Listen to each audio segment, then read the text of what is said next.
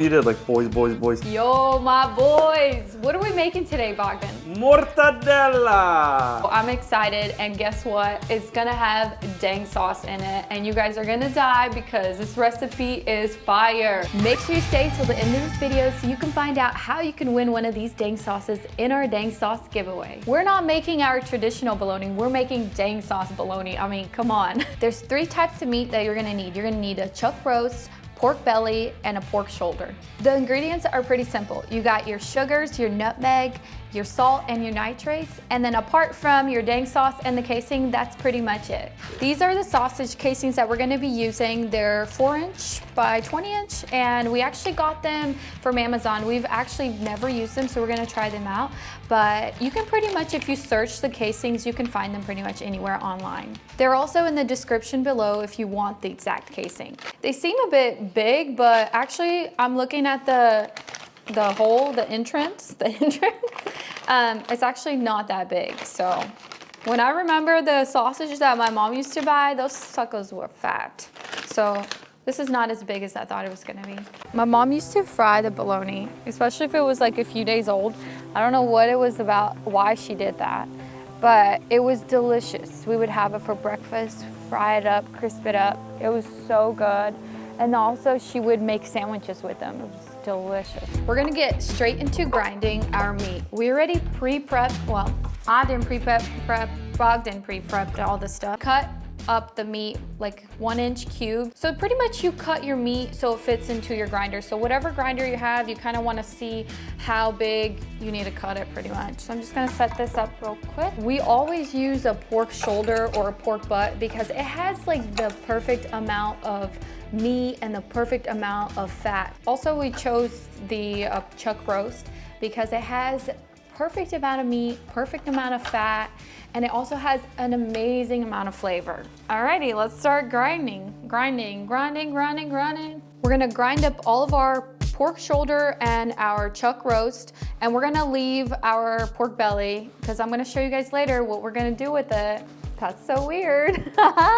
Wear some heels doing this because you're gonna need some. I gotta find another way that I can be taller. I'm just gonna push the meat down a little bit to like really get in there. And you usually wanna have one hand clean and one hand dirty, and this girl went a little crazy and has one hand dirty. So I'm gonna take that off. I'm gonna turn it on. Gonna slowly maneuver this around. Wow, this KitchenAid grinder is pretty beast. Like, wow. So we're gonna grind all of this down, and we're gonna mix in all of our spices and put it into the fridge for a day so it really absorbs all the spices. I can get this in there. This is the hardest part of this whole recipe, is just putting all the meat through this grinder pretty much. I feel like doing this just makes it so much more like homemade. I love it. All the sausage that we did last time, it just like in a few days, our friends and our family, well, my mother-in-law got the bulk of it for her birthday. Great birthday gift. And my other friends reached out and they're like, hey, I want some of that sausage. So, you know, we gotta hook them up.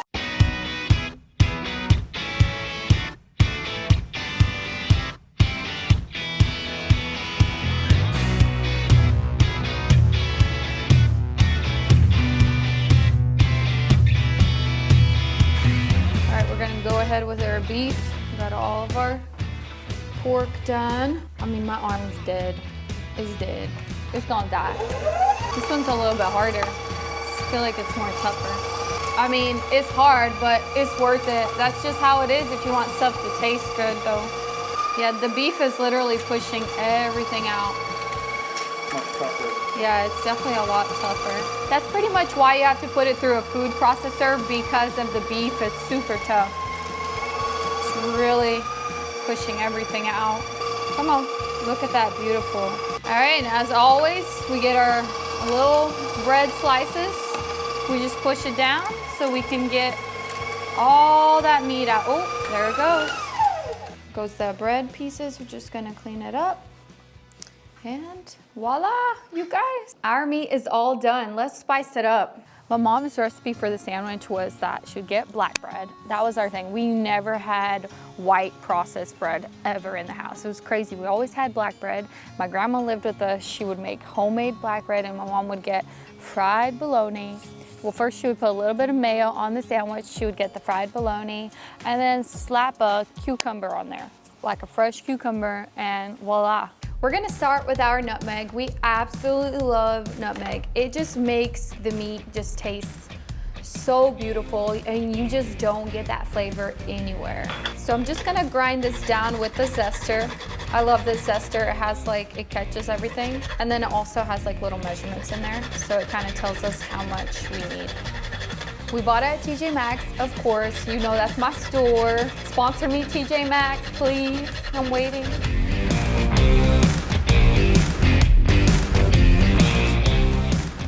As always, make sure you check the description below to find all the measurements on how to make this bologna. Nutmeg. That's weird. That's not nice. All done breaking my arm. Let's get this into our meat. Wow, this smells so good. Nothing like a fresh nutmeg. Got our sugar right here. Oh, is that salt? Whoops, it looks like sugar. I guess that's why people screw up like that. All right, that's salt. Salty, salt, salt, salt. All right, and this is sugar and our nitrates. You don't have to do this, but we do. All right, gloves on, and we're gonna mix up our meat. Prepare for your dental exam. Just gonna do a little J-fold. J-fold is you just put your foot yeah, put your foot in there, put your hand in there, and you just scoop upwards. Go up like this. You're gonna have a few pieces of meat pop out. No big deal, pop it back right in. About 1 to 2 minutes at least. Just really make sure all your ingredients are well incorporated. Incorporated. Just feels like you're mixing your bread dough. Gonna plastic wrap and put it into the fridge. We love for our meat to really sit in the fridge for a day or two, just to get all those spices really well into the meat. Just the flavor is totally different for sure. Make sure you double plastic wrap it really well. Whatever this smells like, I mean, I'm telling you, your fridge is gonna stink. It ain't gonna stink, it's gonna smell. It's beautiful aromas of meat. All right, all set. And now for our dank sauce. This is our pork belly that we cut earlier into like 1 to 3 inch kind of strips. And it's gonna go into our bologna. And this is where we're gonna put our dank sauce. We're gonna cover this pork belly around till the top of it, till it like really like sitting on top of the pork belly. And we're just gonna let it soak in the dank sauce. And I just can't wait, because this is gonna be so good. Yeah, buddy. Okay. Smell this dank sauce. I wanna lick it right now, but that's raw meat. I'm just getting all that lime. It smells like Chipotle. It's like hitting me now. Wow. And this is why I love this sauce. It's just so good. So we want to do it for about like 1 whole day, so the color really transfers over into that pork belly, but you can do it overnight if you would like.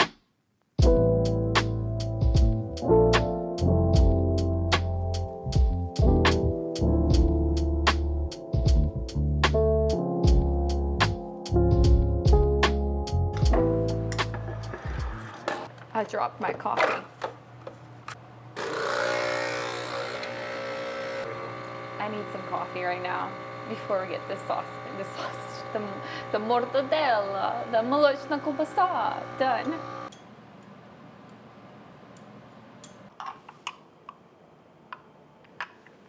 All right, I'm ready. This is the pork belly that we've been marinating. Smells so good. It's been marinated in the dank sauce. So now we're gonna just strain it out just to get all the extra dank sauce out. Even though I don't mind it, but we need to get all this out. You probably have it sit just a little bit on it while it strains on its own slowly. Just gonna set it aside and just let it strain out as much as I can, because it's really like soaked into the pork belly, so you can't really like just strain on its own. Oh. And here's our meat that's been marinated. It's been marinating downstairs. Oh my gosh, smells so good. Oh, I can't wait to stuff the sausage. We're gonna grab our meat, we're gonna grab our food processor, and we're gonna run all of this in the food processor just to get like a smoother texture. I'm gonna break this up in 3 sections because all of it's not gonna fit into our food processor. Make sure every single thing gets ran through the food processor. And we also have, for each section right here, we're gonna pour in about 200 milliliters of water, 3/4 cups water, because the water is what binds the meat and it really creates like this gluey, pretty much it's a glue. If you work Monday through Friday, I would definitely start on Friday. If you have weekend off, I would do it on a weekend because it is like a little process, and do it. If you have kids, I will do it on nap time and have somebody like your partner help you out with the process, because it's definitely quicker. So you kind of start on Friday and then have the meat mixture sit on Friday to Saturday, or you can kind of have it sit till Sunday and then put it all together on Sunday. Wow, it's just... Our water's gonna need to be poured slowly during the processing whenever it's running. All right, I'm gonna start it first. First, gonna run for about a minute. Oh shoot, I forgot.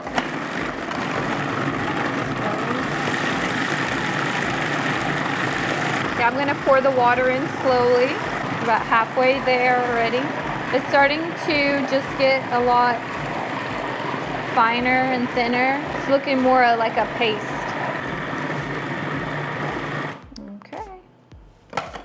Double check it. Wow, this is exactly what we're looking for right here. It's like this pasty look there. Just gonna dump it into our bowl. I can probably, wow, it's literally like glued together. That's crazy. Okay, the color of this meat looks exactly like the молочная колбаса that my mom used to buy. It's crazy. Yeah, it definitely sucks cleaning it. And now we're gonna place our other. Let's just see. Maybe I'll just leave this other half in here. Perfect. Just gonna repeat it one more time after this and we are good. Oh, and our water as well. Just gonna pour, open it up, power on, and start it.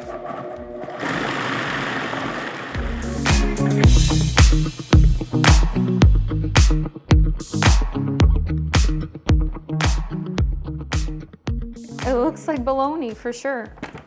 Can't get any better than this. Homemade bologna, what? Wow, it's literally goop.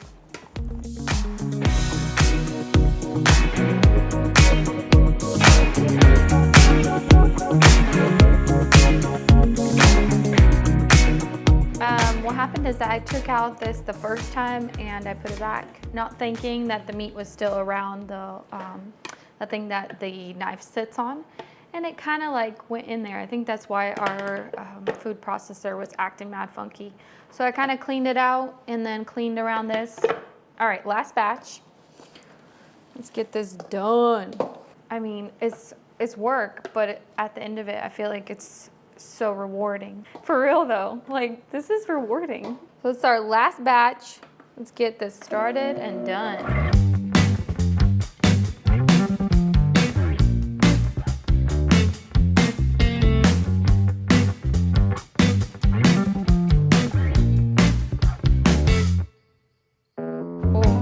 Heavy. Oh my God. That's gonna be fun. This bologna is gonna kill somebody. It's so heavy. Actually, I do remember it being so heavy when my mom would buy like the whole stick. I mean, a family of 9, you gotta buy the whole thing. This is what I was talking about. The meat, when you pull it out to scoop all the meat out, it gets stuck in there. You better get all of it.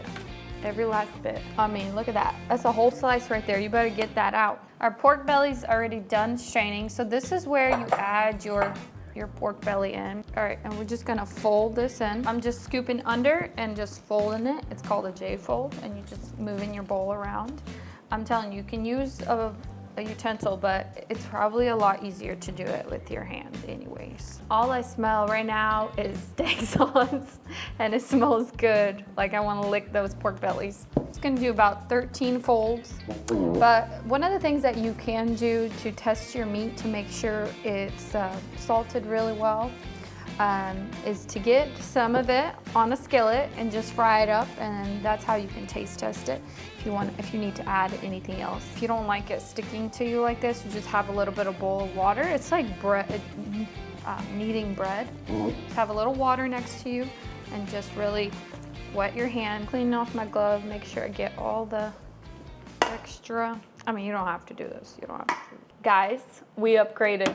I mean, look at this bad boy. Isn't he cute?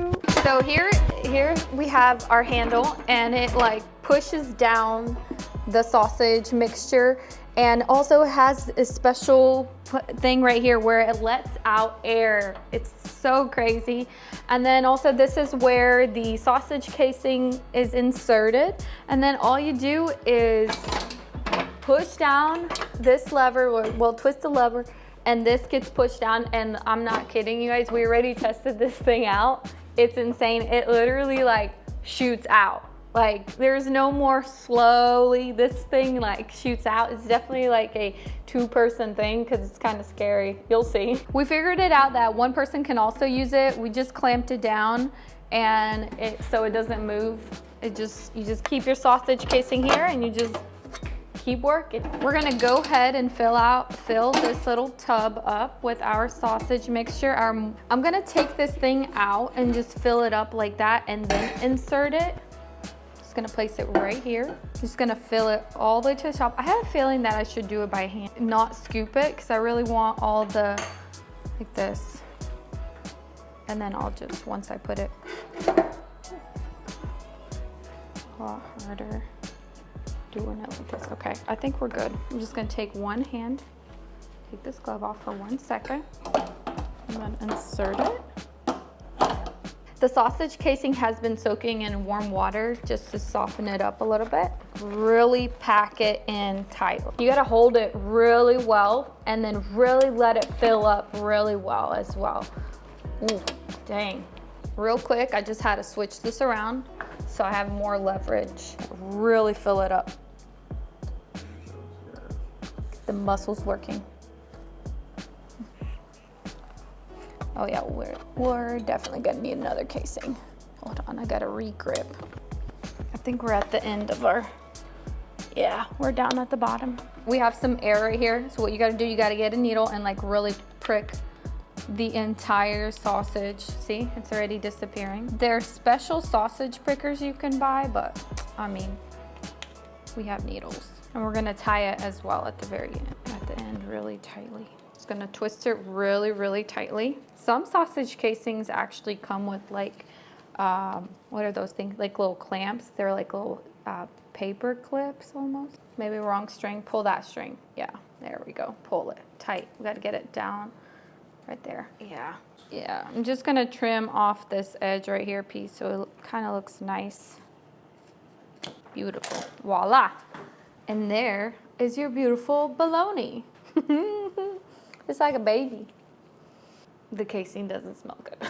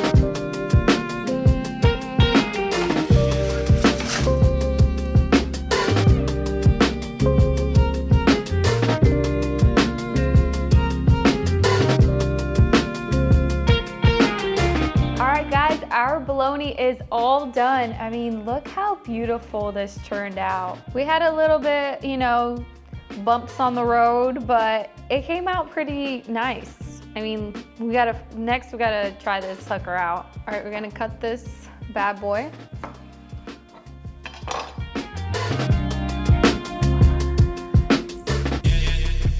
Couple air bubbles, but I mean, it's homemade. It's not gonna be like perfect. So the color is exactly what we thought it was gonna be.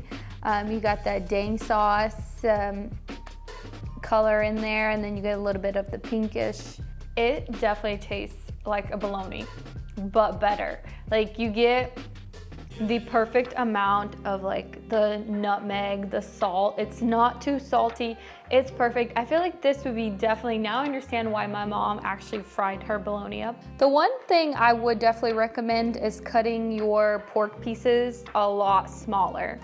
I would not make them that big. Our next time we make this, we'll definitely be doing the pork pieces a lot smaller.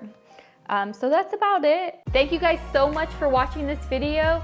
Make sure you like and subscribe to our channel, and make sure you follow us on Instagram to see our posts that we're gonna be giving away a bunch of dang sauce, and we'll see you guys at our next video.